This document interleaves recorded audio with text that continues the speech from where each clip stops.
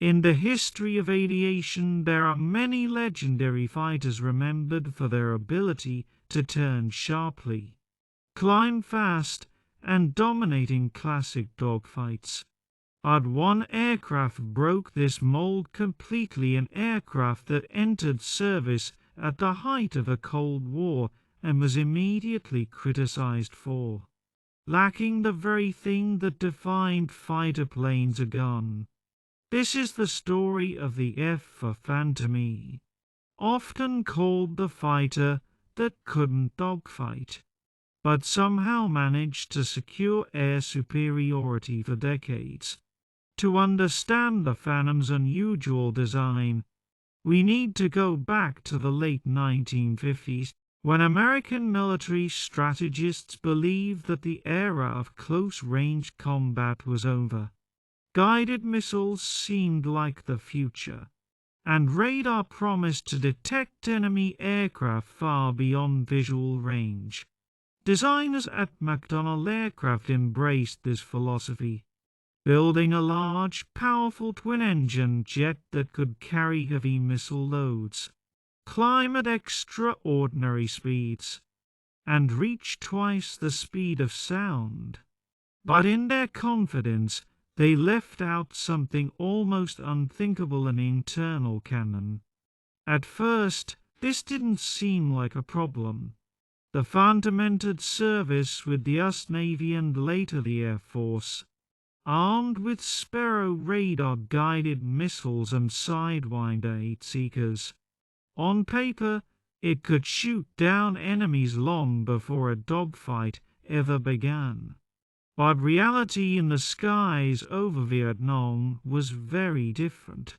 American pilots quickly discovered that missile technology in the 1960s was unreliable, with many Sparrows failing to lock on and Sidewinders often missing their target. Pilots were often required to visually identify enemy aircraft before firing, forcing them into close-range battles where the heavy Phantom was at a disadvantage. The Phantom struggled to turn tightly, and without a gun, its pilots were often left frustrated. Kill ratios that once favored American fighters dropped significantly, and the reputation of the Phantom suffered. But this is where the story takes a turn. Instead of abandoning the aircraft, the US military adapted.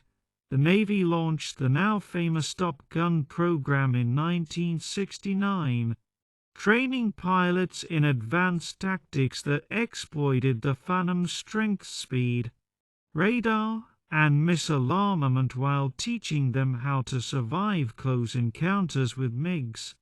At the same time, later versions of the Phantom were upgraded with internal cannons, and external gun pods were added to earlier models. With these changes, the Phantom's fortunes began to shift. By the later years of the Vietnam War, its kill ratio improved dramatically, and pilots learned to use its power and acceleration to dictate the terms of combat rather than chase MiGs in tight turns. Beyond Vietnam, the Phantom's reputation only grew.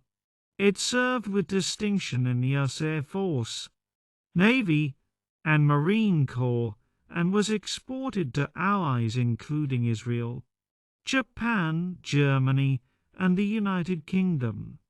In Israeli hands, the Phantom proved devastating during the Yom Kippur War, scoring numerous victories against Arab MiGs.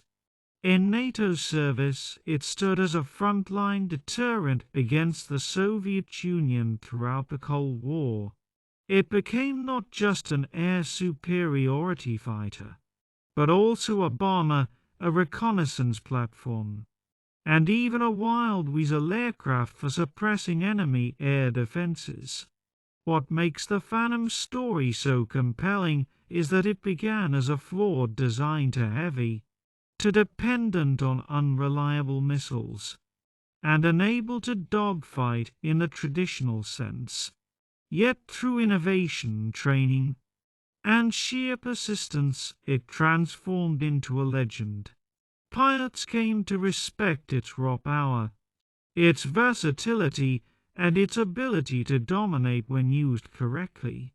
Today, the F for Phantom E is remembered not as a failure, but as one of the most iconic fighters of the 20th century. It proved that air superiority is not just about turning tight circles in the sky, it's about adapting to technology, tactics, and the reality of war. And so, the fighter that couldn't dogfight became the fighter that changed air combat forever.